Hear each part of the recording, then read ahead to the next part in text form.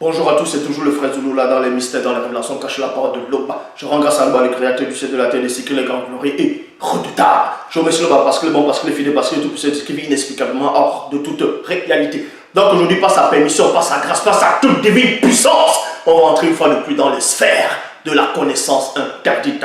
Car vous savez qu'il est dit dans Proverbe 19.2 que le manque de science n'est bon pour personne.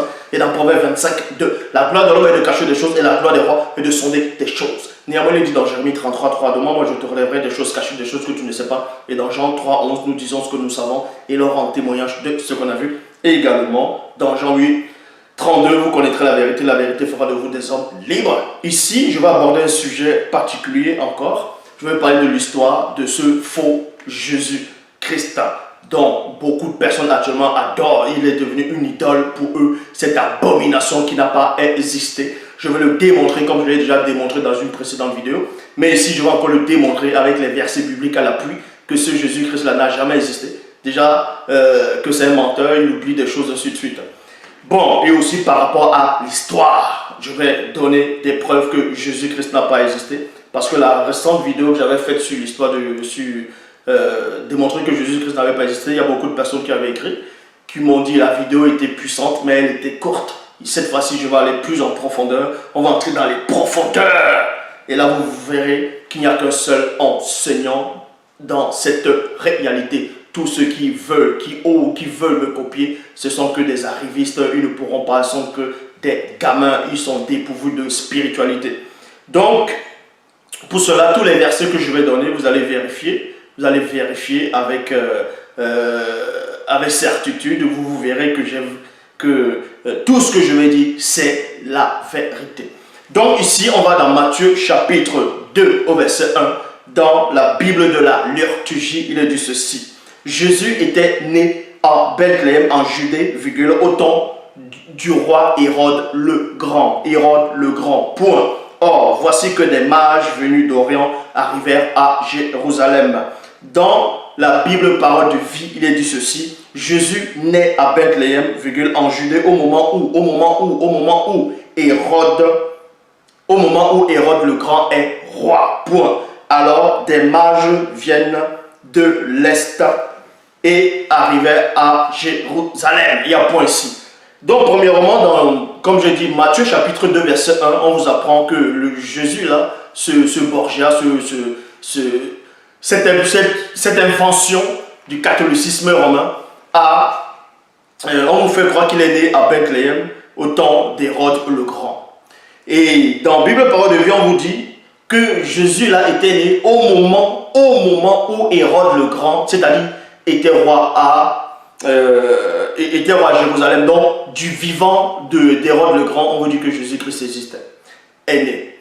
Or, nulle part, aucun livre de l'histoire, aucun document n'atteste l'existence de ce Jésus-Christ à la période d'Hérode le Grand. Cela, vous voyez que c'est une supercherie. Ils ont pris l'histoire d'Hérode le Grand qui existait selon l'histoire et ils ont mis l'histoire de ce Jésus-Christ qu'ils ont inventé pour fermer les yeux aux gens, pour faire endormir les gens. Pour cela, on va dans la biographie d'Hérode le Grand. Vous pouvez vérifier, vous tapez Hérode le Grand et vous verrez la période où il est né, le jour où il est né. On va vous expliquer là qu'il est né avant JC, c'est-à-dire avant Jésus-Christ. Il est mort bien des années avant Jésus-Christ.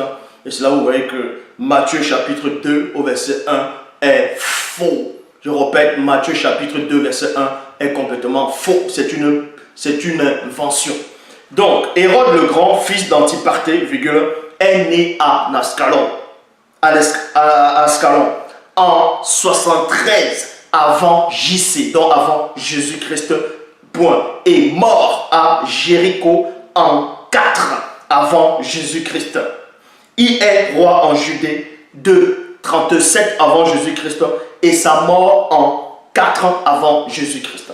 Donc, si l'histoire, la biographie, même la vraie biographie d'Hérode le Grand confirme que Hérode le Grand est né avant Jésus-Christ, il est mort avant Jésus-Christ, comment se fait-il que Matthieu 2, 1 confirme que Jésus-Christ est né quand Hérode le Grand gouvernait encore? Est-ce que les historiens ont oublié que Jésus-Christ existait? C'est faux. Jésus-Christ n'a pas existé, on va le démontrer. Déjà, l'histoire d'Hérode confirme que Hérode n'a même pas connu un personnage qui s'appelait Jésus-Christ déjà.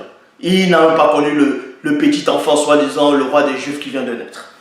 Mais on ne va pas s'arrêter juste par rapport à la biographie d'Hérode, on va entrer plus en profondeur. Dans Matthieu chapitre 2, au verset 19 à 21, il est dit: après la mort d'Hérode, voici que l'ange du Seigneur apparaît en songe à Joseph en Égypte et lui dit: lève-toi, prends l'enfant. Cet enfant-là, c'est qui? C'est Jésus, ce Jésus qu'on a inventé. Prends l'enfant et sa mère et retourne au pays d'Israël, car ils sont morts, ceux qui en voulaient à ta vie, ceux qui en voulaient à la vie de l'enfant.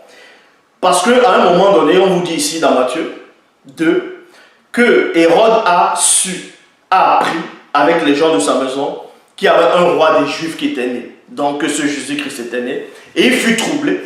Donc il a pris des renseignements, il voulait savoir exactement il est né à quel endroit, c'était à quel endroit, pour voir si c'était vrai. Comme ça, il va aller rendre hommage à cet enfant. En gros, c'était pour tuer l'enfant. Mais nous savons que dans la vraie histoire, ça n'a pas eu lieu parce que ce Jésus-Christ n'a pas existé.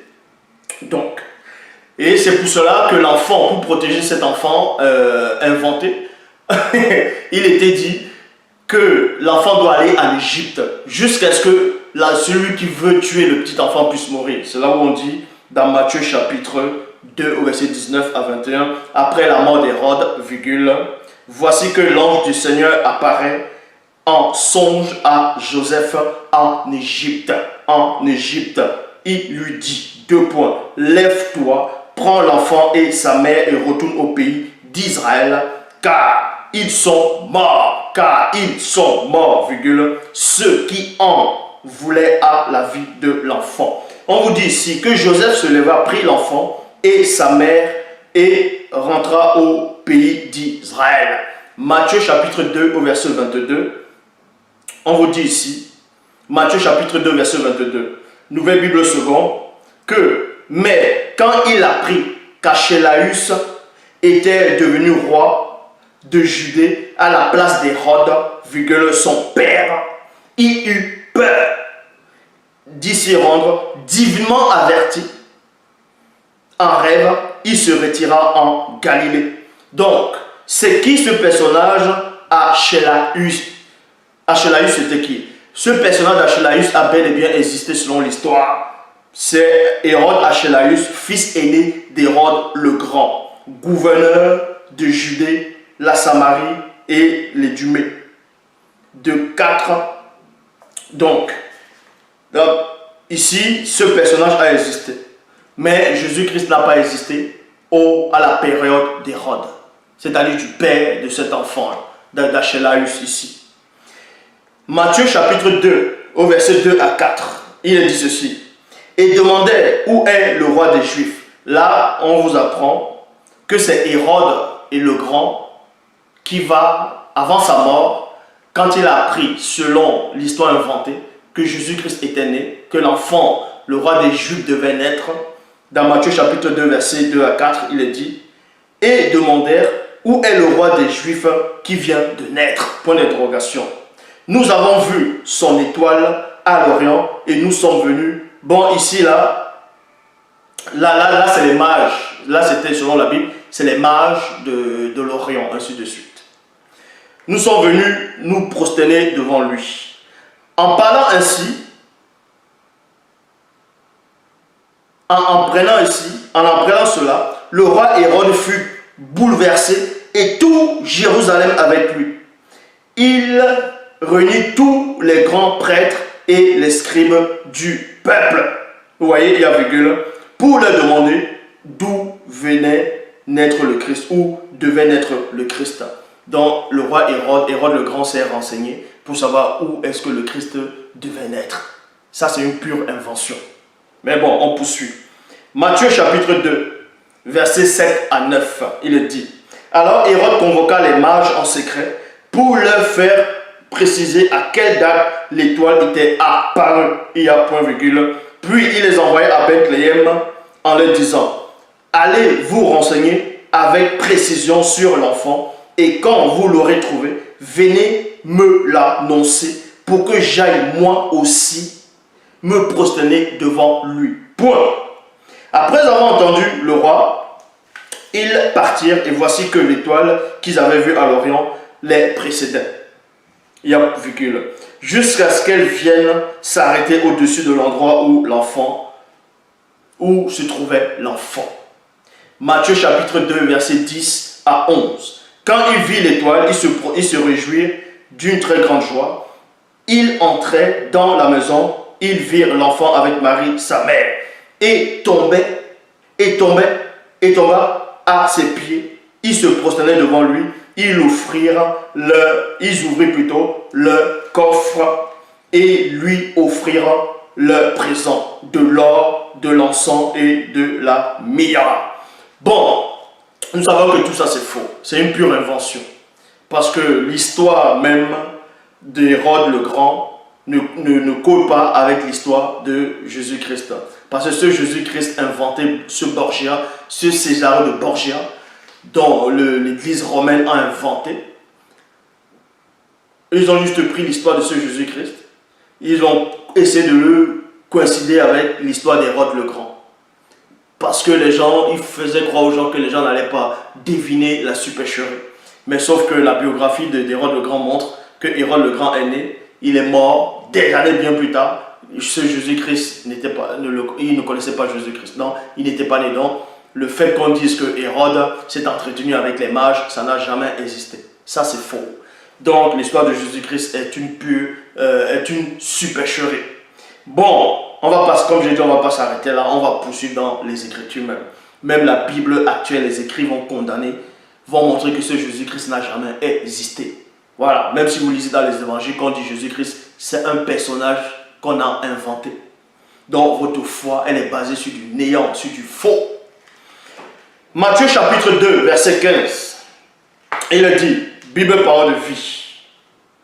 Il resta là-bas jusqu'à la mort d'Hérode le Grand, donc c'est-à-dire en Égypte. Ainsi se réalisa ce que le prophète a dit de la part du Seigneur. 2 points. J'ai appelé mon fils à sortir d'Égypte. Point. Donc ici, ils vont maintenant établir la christocentrisme. Vous voyez? Ils vont établir la notion de la christocentrisme pour faire croire aux gens que non seulement les prophètes de l'Ancien Testament, de ce qu'on vous appelle l'Ancien Testament, a prophétisé sur ce Jésus-là. Et aussi que la prophétie s'est réalisée. Comme l'histoire d'Hérode ne coïncidait pas avec la naissance de Jésus-Christ, et maintenant ils vont se rabattre ici pour faire croire que les prophètes allaient la prophétiser sur ce Jésus-Christ-là. Mais on va démontrer ici que c'est faux. Là, Matthieu chapitre 2, verset 15 est encore une pure invention. Vous voyez, est une pure invention. On va encore le démontrer. Pourquoi? Je relis. Matthieu chapitre 2, verset 15, Bible parole de vie. Il resta là-bas. Là-bas où? En Égypte. Il resta là-bas. Il resta jusqu'à la mort d'Hérode. Afin que s'accomplisse. Donc, afin que s'accomplisse ce que le Seigneur avait déclaré par le prophète. Donc, on fait mentir maintenant Dieu. Vous voyez? Ici, là, ils vont inventer une histoire et ils vont mettre, on va dire, Dieu dedans. Quoique rien ne contient là-bas. Mais ils vont faire mentir Dieu. Ils vont faire parler Dieu pour faire croire à l'existence de ce Jésus-Christ-là. Vous voyez? J'ai appelé mon fils à sortir d'Égypte. Bible à la colombe, il dit, il y resta jusqu'à la mort d'Hérode, afin que s'accomplisse ce que le Seigneur avait déclaré par le prophète. 2 points. J'ai appelé mon fils hors d'Égypte. Donc vous pouvez croire ici qu'il y avait soi-disant un prophète dans de ce que vous appelez l'Ancien Testament, avait prophétisé sur cet enfant Jésus-là, pour dire que cet enfant Jésus, en gros, il ira là-bas en Égypte, on va l'appeler à sortir d'Égypte, on dit, la prophétie s'est réalisée. Maintenant, je vous invite à aller donc dans le livre où ce prophète a parlé, et vous allez vérifier s'il est question de cet enfant-là, de ce fils-là, de ce Jésus-là. vous allez voir qu'on ne parlait même pas de ce Jésus là-dedans. Et là, ils ont encore menti sur une prophétie. Vous voyez? Ils ont encore menti parce qu'ils ont inventé ce personnage de Jésus-Christ. Pour cela, on va dans Osée. Osée, là, le livre d'Osée. Pour ceux qui ne savent pas, c'est ce que vous appelez dans l'Ancien Testament. Osée, chapitre 11, au verset 1. Bible de la liturgie, il dit, dans Osée, chapitre 11, verset 1, Bible, parole de vie. Le Seigneur dit, quand Israël était jeune, je l'ai aimé, je l'ai appelé, lui, mon fils, a sorti d'Égypte. Point. Donc vous voyez, cette prophétie ne parle pas de Jésus-Christ. Puisque si cette prophétie parle d'Israël, Israël était considéré comme le fils de Dieu selon la Bible actuelle ici. Et c'est lui qui était en Égypte selon les Bibles actuelles classiques. Je vais démontrer même que même l'esclavage en Égypte n'a même pas eu lieu. Ça, c'est encore une pure invention. Donc, ces gens-là, pour inventer ce Jésus-Christ, ils vont prendre un récit déjà inventé pour encore inventer les prophéties. Est-ce que vous comprenez? Donc, Osée chapitre 11, verset 2. Bible de la liturgie. Quand je l'ai appelé qui? Le petit enfant, dont Matthieu 2,15 fait allusion que le prophète a prophétisé. Or, quand nous voyons les écrits de ce prophète, nulle part c'est écrit que c'était Jésus-Christ, mais plutôt Israël. Et regardez la suite. Quand je l'ai appelé qui? Israël. Appelé qui? Le petit enfant, dont Matthieu 2,15 fait allusion, ce mensonge. Quand je l'ai appelé, il s'est éloigné pour sacrifier au Baal et brûler des offrandes aux idoles. Je lance le défi à quiconque dans ce monde de me montrer un seul passage dans la Bible, dans n'importe quelle version de la Bible, où il est dit que le Christ est allé adorer les Baals. Montrez-moi ce verset. C'est là où vous voyez qu'il n'y a qu'un seul enseignant. Donc vous voyez ici, Matthieu 2,15 et Matthieu chapitre 2 sont des pures inventions, sont des inventions. Parce que ce Jésus-Christ n'a jamais existé. Il n'a jamais existé. Même le pape là qui a démissionné, lui-même il a dit que Jésus-Christ est une invention. Même les anciens papes, un ancien pape dans l'histoire, vous pouvez vous renseigner, eux-mêmes aussi avaient déclaré que Jésus-Christ n'a jamais existé. Ce sont des fictions. Donc, maintenant on va poursuivre. On ne s'arrête pas là. On poursuit encore. Dans Matthieu chapitre 1, oui, nous allons dans Matthieu chapitre 1. Vous allez encore voir une autre invention ici, là, de la naissance de ce Jésus-Christ-là. Matthieu chapitre 1, versets 20 à 23. Bible à la liturgie le dit. Comme ils avaient formé ce projet, voici que l'ange du Seigneur lui apparut en songe et lui dit, Joseph, fils de David, ne crains pas de prendre chez toi Marie, ton épouse, puisque l'enfant qui est engendré en elle vient de l'Esprit Saint. Et ça, c'est encore faux, puisque Jésus-Christ n'a jamais existé. Mais le vrai Christ, lui, a existé. Et le vrai Christ était noir. Et son vrai nom, c'est Djokisabe. Koudoumane Djokisabe. C'est comme ça. Il n'a rien à voir avec votre faux Jésus là, avec votre faux Yeshua, avec votre faux Christ, votre Osiris, Horus, toutes ces abominations. Je dis bien, sur cette terre, aucun homme ne connaît le vrai Christ, à part celui qui est en face de vous. Donc tous ceux qui sont autoproclamés, pasteurs, révérends, bishop, marachas, apôtres, prophètes, diacres ou inspirés, qui viennent enseigner, tous vos enseignements, tout ce que vous dites là ne sert à rien. Ça n'apportera pas le salut, ça n'apporte pas la guérison, ça n'apporte rien, ce sont des distractions. Puisque vous-même vous êtes des distractions, vous n'êtes rien du tout. Donc ici, comme je répète dans Matthieu chapitre 1 verset 20 à 23, on vous dit que Joseph est en train de songer à répudier cette Marie-là. Et ensuite, l'ange apparaît, l'ange dit non, Joseph, n'aie pas peur, cet enfant-là, en gros, elle t'a pas trompé, elle ne s'est pas allée se prostituer, elle ne s'est pas prostituée, et pourtant ici, on vous dit que cet enfant vient du Saint-Esprit. Regardez maintenant le mensonge.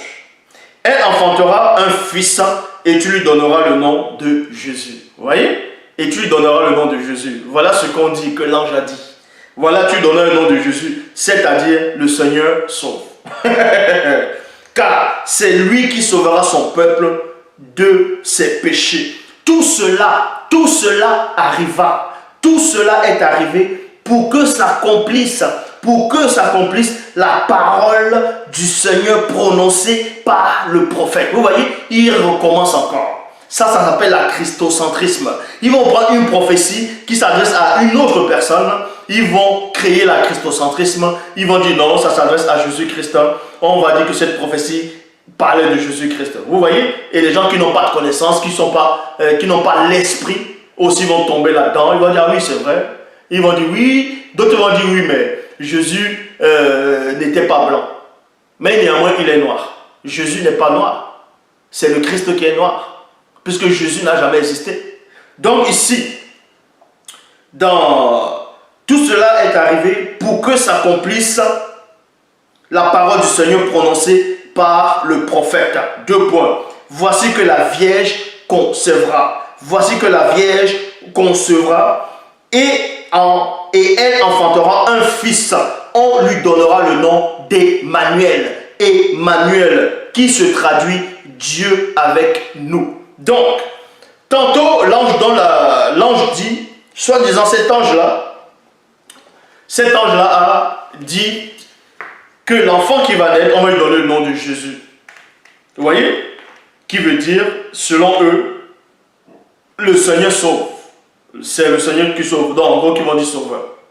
Bon. Donc, que le Seigneur sauve. Et ensuite, les auteurs de la Bible, ils rajoutent une autre couche, ils disent, pour que s'accomplisse ce que le prophète avait prophétisé. Vous voyez? Que le prophète va prophétiser, qui voici la jeune fille, la jeune vierge va accoucher, on va lui donner le nom d'Emmanuel. Pourquoi on n'a pas donné le nom d'Emmanuel ici? Pourquoi on donne le nom de Jésus? Est-ce que la définition, selon la Bible actuelle, de Jésus, c'est la définition d'Emmanuel? La définition de Jésus, selon la Bible actuelle, c'est le Seigneur sauve. Tandis que la définition d'Emmanuel, c'est Dieu avec nous. Maintenant, des gens qui sont hypocrites, des pharisiens, ils vont dire oui, mais ils vont essayer de tordre les phrases pour dire Dieu sauve, donc ça veut dire que Emmanuel, ça veut dire Dieu avec nous pour venir nous sauver. Une définition reste une définition. Parce que ce sont des précisions. Ce sont des précisions. Donc si on t'appelle poubelle, ça veut dire qu'on va prendre les ordures, on va venir jeter dans toi. Donc vous voyez, donc faites attention quand vous venez parler des choses que vous ne maîtrisez pas, des choses dont vous ne connaissez pas. Je répète ici, Jésus-Christ n'a jamais existé. Mais le vrai Christ, lui, Dieu qui savait, qui en même temps, Koudoumane, lui, il a existé. Est-ce que vous comprenez? Donc ici, maintenant on va aller dans la prophétie d'Ésaïe pour vous montrer qu'Emmanuel n'a rien à voir avec Jésus-Christ. Dans la Bible actuelle classique. Je n'ai même pas besoin d'aller dans la version authentique. Mais je reste juste dans la Bible actuelle pour vous montrer, même dans le livre d'Ésaïe, et même selon l'histoire, avec des preuves que je vais donner, que même Emmanuel, dont vous dites que c'est le Christ, Emmanuel n'a rien à voir avec Jésus-Christ. Il n'a rien à voir. Donc, Ésaïe chapitre 7, au verset 14, Bible de la liturgie le dit. C'est pourquoi le Seigneur lui-même vous donnera un signe. 2 points. Voici que la Vierge est enceinte. Virgule. Elle enfantera un fils. On n'a pas dit qu'elle enfantera Jésus. Elle enfantera un fils qu'elle appellera Emmanuel et non Jésus. Qu'elle appellera Emmanuel, c'est-à-dire Dieu avec nous. Verset 15.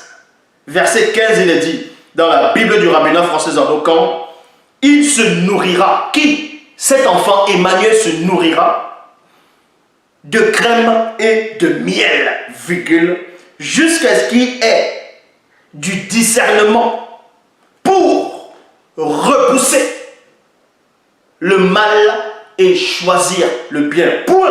Donc, on voit ce point ici. Pour des gens qui n'ont aucune substance spirituelle.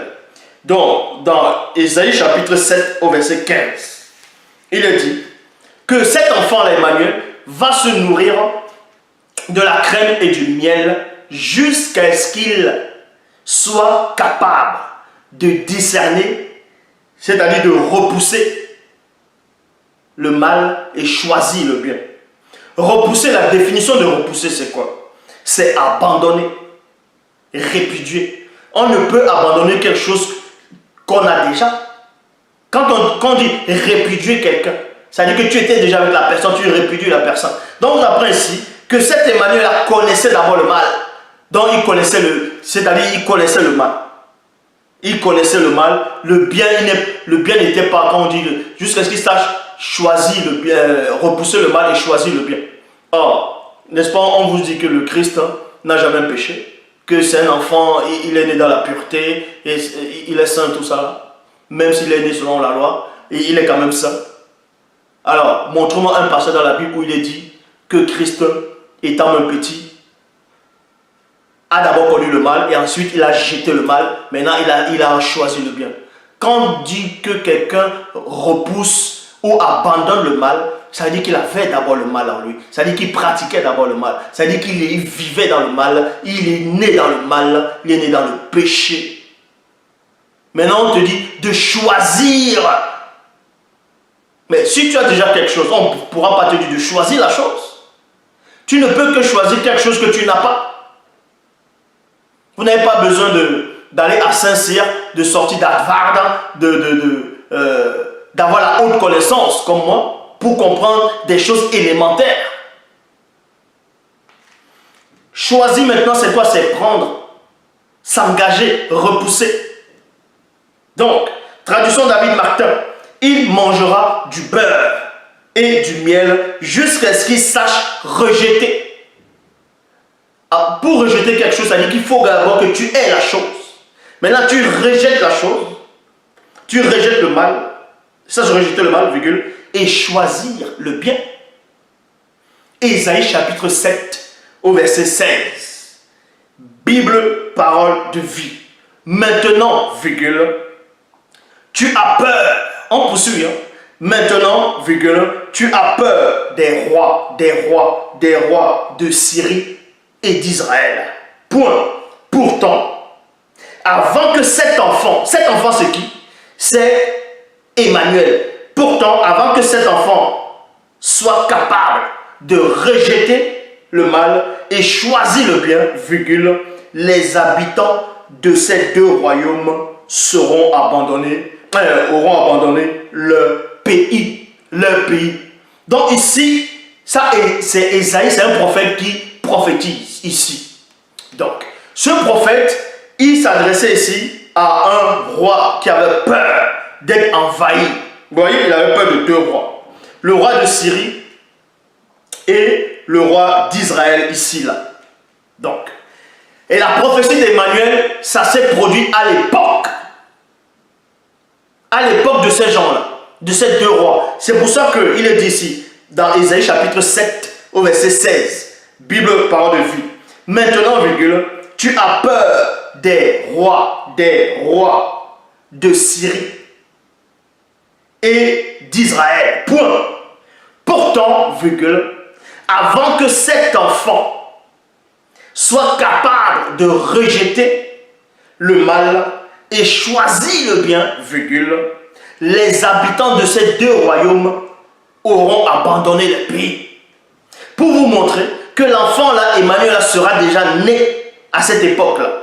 Mais avant maintenant, qu'il soit conscient qu'il faut qu'il chasse le mal, c'est-à-dire quand on va l'initier plus tard, on va lui montrer c'est quoi le bien, le mal, qu'il sera capable de rejeter le mal et choisir le bien. On vous apprend néanmoins ici que ces deux rois-là existent, sont là, que ces deux royaumes-là sont là, et que les gens, avant que l'enfant soit capable de chasser le mal et choisir le bien, ces deux royaumes seront abandonnés. Maintenant, on va vous démontrer qu'Emmanuel a existé à l'époque de ces deux rois-là. A existé à l'époque de ces rois. Maintenant, regardez la suite. Donc, Pécan, c'est qui? Est le roi d'Israël, dont on fait allusion dans Ésaïe chapitre 7 au verset 16. Je répète, Ésaïe chapitre 7 au verset 16.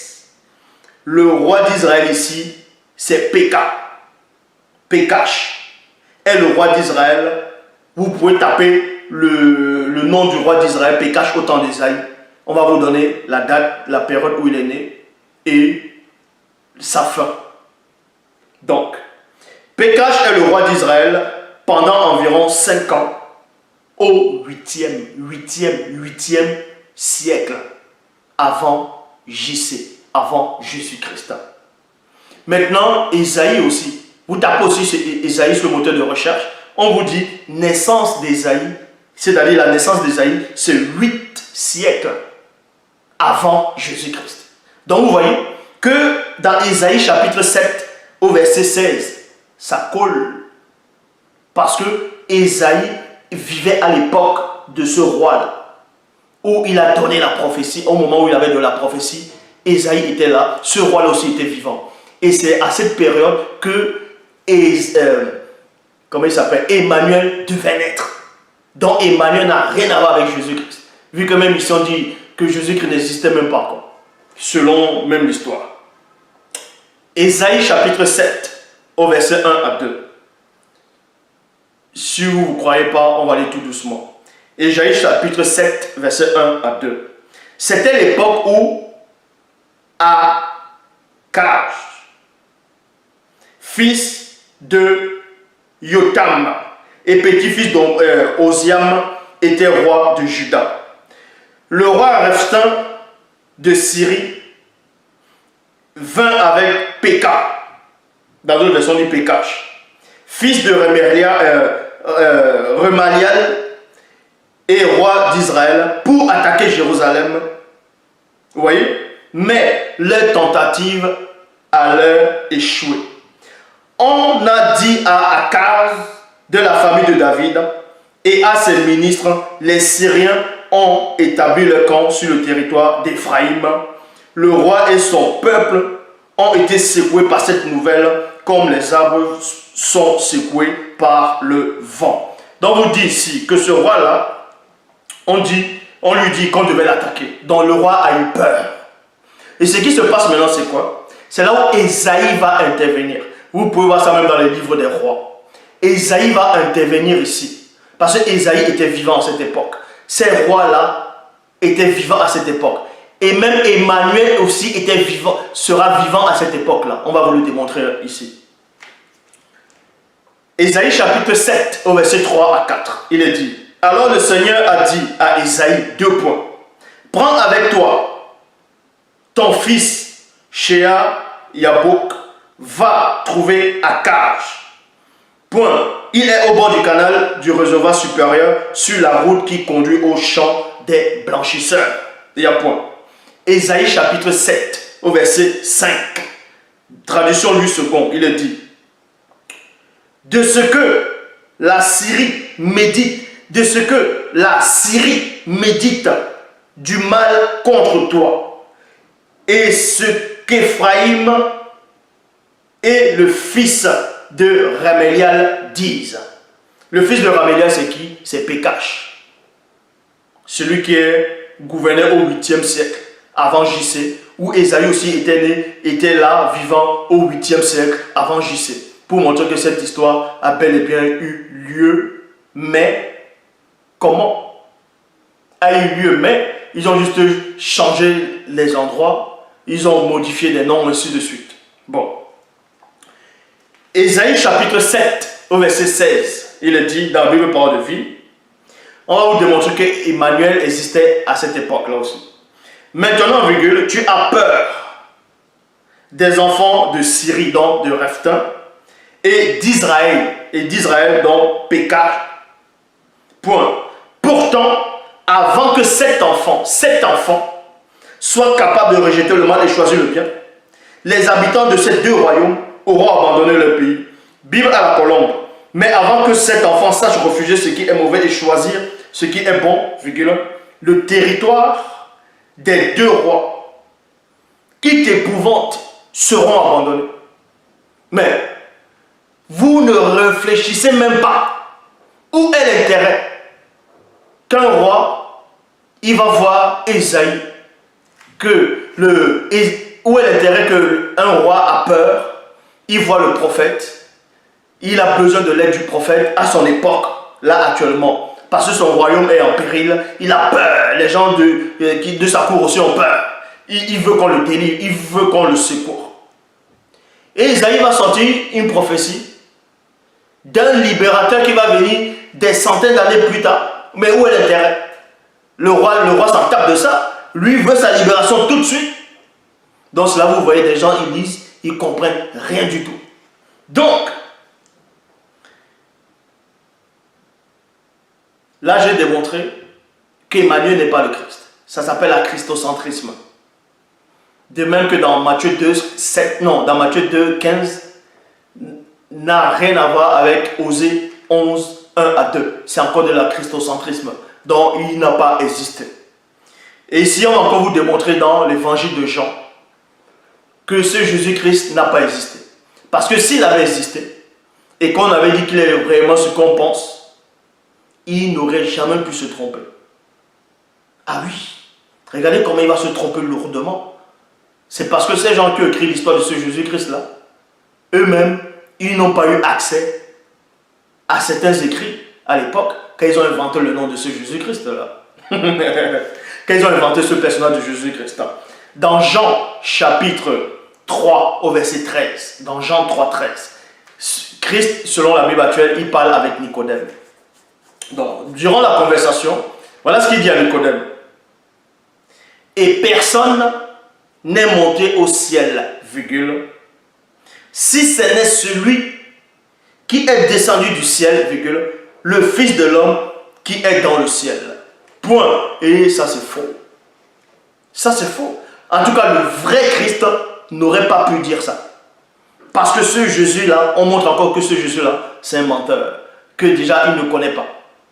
Donc, parce que ceux qui ont écrit là, ce passage-ci, eux-mêmes, ils étaient limités, ils ne connaissaient pas la vraie histoire.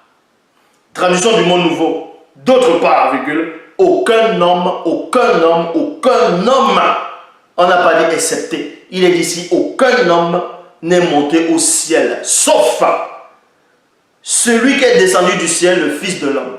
Donc, selon la Bible actuelle, on dit que personne n'est monté au ciel à part celui qui est en train de parler dans ce Jésus-là. Et ça, c'est faux. Pourquoi? Parce que dans 2 Rois, verset 2, dans 2 Rois, chapitre 2, verset 11, Bible de la liturgie, il est dit quoi? Ils étaient en train de marcher, c'est-à-dire Élie et Élisée, tout en parlant, lorsqu'un char de feu, avec des chevaux de feu, les sépara. Point.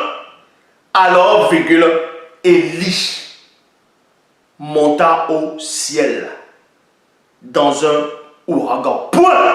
Élie est monté au ciel dans ce qu'on appelle l'Ancien Testament.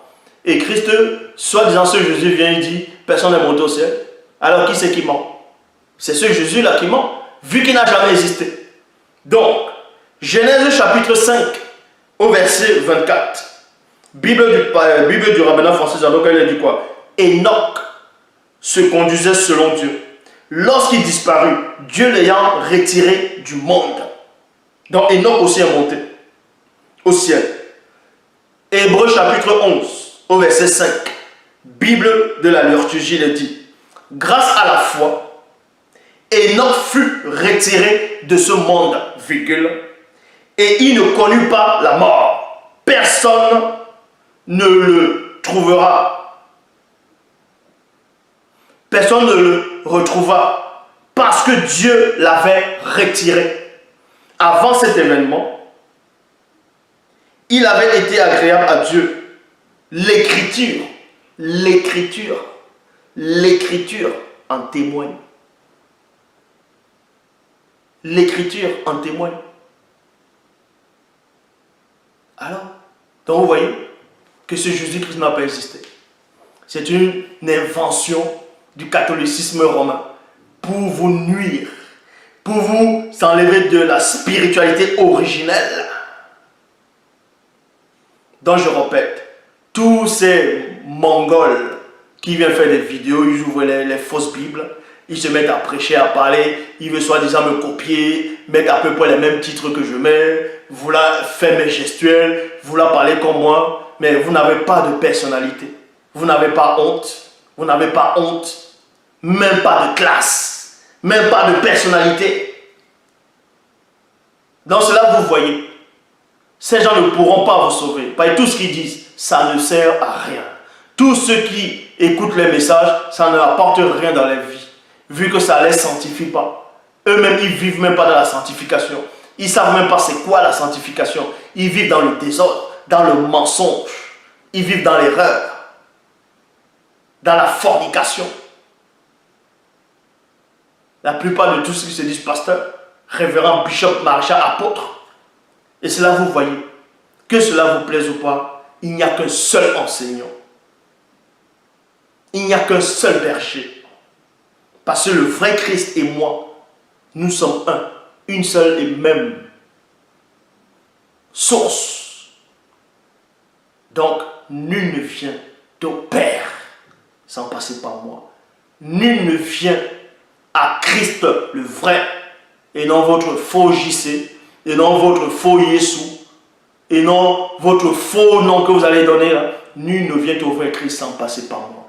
Je suis celui qui détient les clés de toutes les connaissances, de tous les mystères.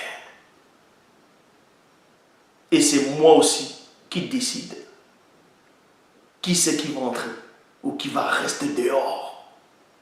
L'homme, c'est encore glorifié.